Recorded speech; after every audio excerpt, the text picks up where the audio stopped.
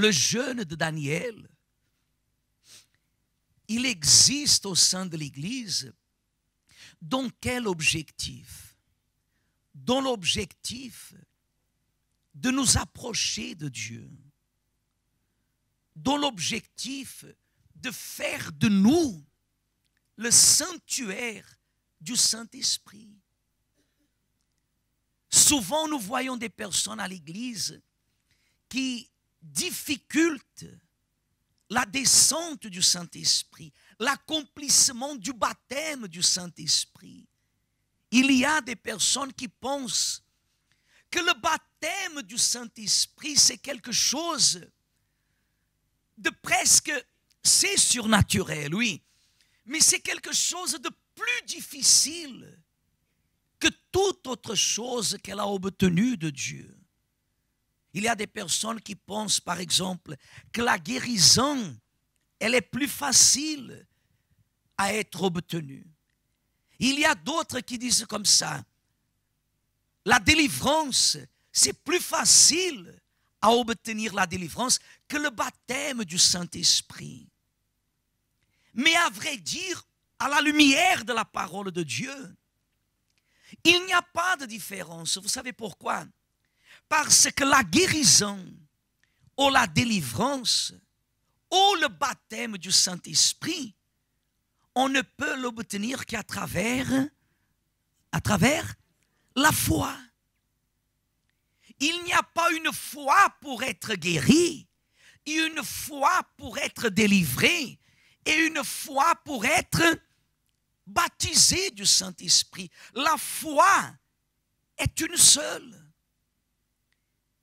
Il est crucial que chacun de nous comprenne que l'acte de foi pour recevoir le Saint-Esprit, il doit être présent. Il n'y a pas de différence. La foi, elle exige à peine l'obéissance. La Bible dit que Jésus a dit aux lépreux, allez vers le sacrificateur. La Bible dit que les lépreux, ils ont obéi dans le chemin. Qu'est-ce qu'il est arrivé? Qu'est-ce qu'il est arrivé? Ils ont été guéris, purifiés. N'est-ce pas? La Bible dit que Jésus a dit à cette prostituée qui avait été prise en flagrant délit, va, il ne pêche. La Bible dit que 7 démons ont quitté le corps de cette femme. Pourquoi? Parce qu'elle a obéi. La Bible dit que les disciples ont reçu le Saint-Esprit à Jérusalem. Pourquoi? Parce qu'ils ont obéi. La foi, elle demande l'obéissance. La différence à peine qui existe entre la guérison, la délivrance, la réussite et le baptême du Saint-Esprit, c'est que le baptême du Saint-Esprit, c'est la descente de Dieu lui-même qui établit sa demeure en qui? En nous. La guérison, il guérit. D'ailleurs, il nous a déjà guéris sur la croix. Il nous a délivrés sur la croix. Mais le baptême du Saint-Esprit, c'est un mariage qui exige la manifestation de foi commune, c'est-à-dire ma foi et la foi que Dieu a en moi. Parce que vous savez que Dieu a la foi en nous. Si Dieu n'aurait pas foi en nous, il ne nous aurait pas créés à son image et à sa ressemblance. Pourquoi il nous a créés à son image et à sa ressemblance? Parce qu'il savait que nous sur terre, nous serions des dignes représentants de Dieu. Amen. Il a cette confiance en nous. Mais pour quelle raison beaucoup de personnes n'arrivent pas à obtenir le baptême du Saint-Esprit? Ouvrez votre Bible vite fait dans le livre de 1 Corinthiens, chapitre 3, s'il vous plaît, verset 16. Regardez ce que le Saint-Esprit parle à travers Paul aux Corinthiens. Dit comme ça. Ne savez-vous pas que vous êtes le temple de Dieu et que l'Esprit de Dieu habite en qui? En vous. Regardez la question que Paul, il pose aux Corinthiens. Paul voulait rappeler les Corinthiens. Paul voulait attirer l'attention des Corinthiens lorsqu'il a dit comme ça. Ne savez-vous pas, c'est-à-dire, vous auriez dû savoir. Amen. Vous auriez dû savoir. Parce que si nous sommes chrétiens, nous devons avoir la marque du Christ. Et la marque du Christ est le sang qui nous purifie. Aucun péché peut nous empêcher de recevoir la plus grande des promesses, que c'est le baptême du.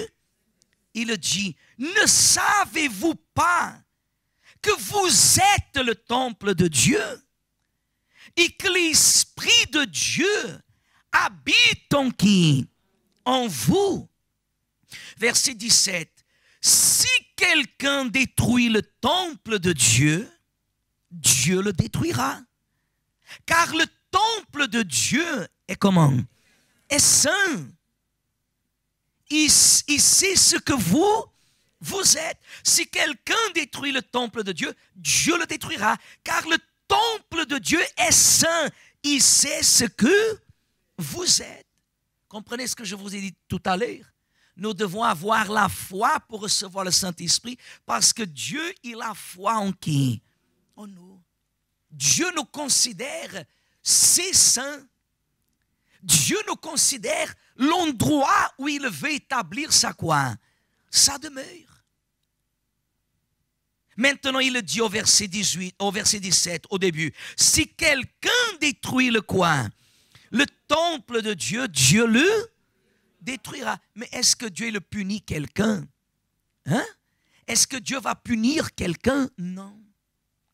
La Bible dit, le sens de dire, Dieu le détruira, ça veut dire, et ça montre l'importance de la compréhension que nous devons avoir quand on dit comme ça, lorsqu'on n'a pas le Saint-Esprit, nous n'avons absolument rien. Si vous et moi, nous avons tout, pasteur, Dieu m'a béni, j'étais stérile et aujourd'hui j'ai des enfants. J'étais au chômage, Dieu m'a donné du travail. J'étais sans papier, Dieu m'a ouvert la porte. J'étais comme ça, Dieu a changé ma vie. Mais si nous n'avons pas le Saint-Esprit, nous n'avons absolument rien. Mais il dit d'une façon consciente, si tu détruis le temple de Dieu, Dieu te détruira. Le temple de Dieu, c'est notre corps. Notre corps. La désobéissance apporte la souffrance dans le corps de l'homme. Des fois, la personne vient à l'église et elle veut faire les choses comme elle veut.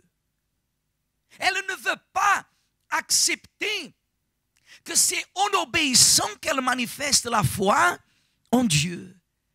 Elle veut tout simplement que Dieu vienne satisfaire ses besoins.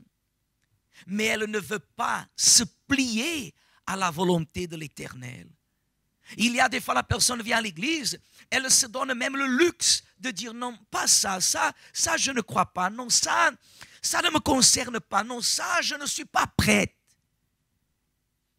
Qu'est-ce que c'est ça, Église? C'est une offense, vous savez pourquoi? Parce que je répète ça souvent à l'Église, parce que ni vous, ni moi, on ne sait pas le jour que nous allons mourir. Et je répète, si vous mourrez maintenant, Église, si je meurs maintenant, sans avoir le Saint-Esprit, imaginez, je meurs. Imaginez que nous mourrons maintenant et nous n'avons pas le Saint-Esprit. La Bible dit qu'après la mort, nous tous, nous savons que notre âme, elle ira dans l'endroit que nous-mêmes, nous sommes en train de quoi? De préparer. Oui ou non? Les anges ou les démons viendront chercher notre âme. Inquiétez-vous avec votre âme. Parce que si je meurs, Église, au bout de tant de temps à l'Église et je n'ai pas le Saint-Esprit, la première question que Dieu va me poser est la suivante. Séraphin, pourquoi je n'ai jamais pu établir ma demeure en toi? Qu'est-ce que je vais lui répondre? Qu'est-ce que vous allez lui répondre? Ça s'appelle détruire le temple de qui? De Dieu. Parce que vous et moi, Église, nous avons été créés. Nous sommes venus au monde à l'image et à la ressemblance de qui? Dieu nous a établis comme son temple sur terre. Cependant, les années se sont passées. Et on a commencé à satisfaire les désirs de notre chair. Et avec ça, les conséquences. Les trahisons, la séparation, la souffrance, les maladies. Parce que tout cela est le fruit du péché. Et ce que détruit le temple du Saint-Esprit, c'est quoi? C'est le péché. Parce que ni l'oreille de l'Éternel est sourde, ni le bras de l'Éternel est trop court. Cependant, dit la Bible, nos péchés nous séparent de qui? De Dieu. Amen, Église. Regardez ici le pasteur. Vous êtes choisis. Vous êtes choisis. Nous sommes choisis pour être le sanctuaire de quoi? Du Saint-Esprit. Si vous manifestez la foi, ce soir, vous pouvez le recevoir.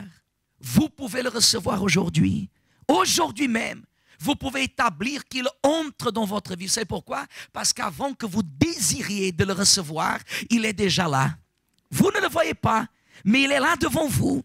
Si vous ne l'avez pas, il est là. Il est en train de vous dire, José, je veux entrer, Marie, je veux entrer, Isabelle, je veux entrer. Mais il faut manifester la quoi? La foi pour lui dire, Seigneur, possède mon corps, entre dans ma vie. Je ne veux plus être moi-même, mais je veux que le reflet de ta gloire, de ta présence soit manifesté en moi. On ne peut pas détruire le temple. Quand notre cœur n'est pas pur, on est en train de quoi faire? De détruire le temple.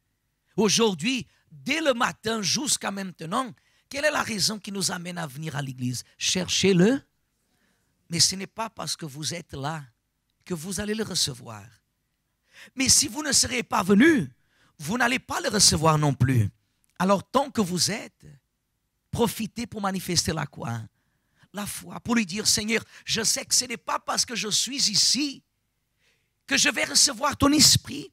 Mais si je suis venu, c'est parce que je veux le recevoir.